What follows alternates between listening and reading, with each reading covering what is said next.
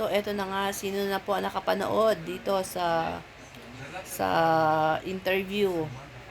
Naglabas na po ng resulta ang COMELEC.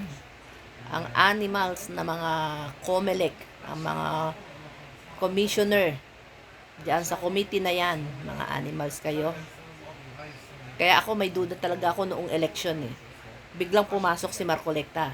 Tandaan po natin, from Smartmatic, napunta dito sa pag-aari nila Diskaya, yung humawak po sa sa ating election counting ng animals.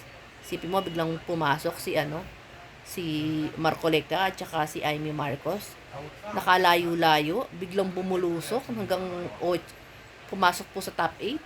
'Di ba? Hindi naman niyang kilala. Hindi naman siya kilala sa national kahit saan siya mangampanya. Hindi po kilala si Marcolecta. Tandaan natin. Anyway, so ayan po, inabsuelto ng mga animal itong si Marcolecta kahit harap-harapan po. Kahit harap-harapan na sinabi niya na talaga hindi niya sinabi yung totoo sa kanyang sose. 'Di ba? Kaya nga po ako sukang-suka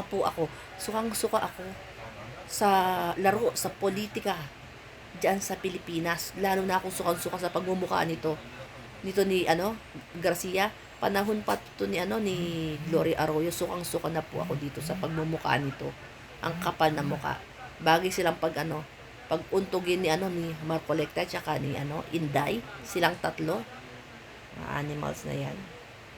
So kung hindi niyo pa po ipapanood, i-upload ko po dito. Pakinggan niyo po ang sinabi ng animals na ito.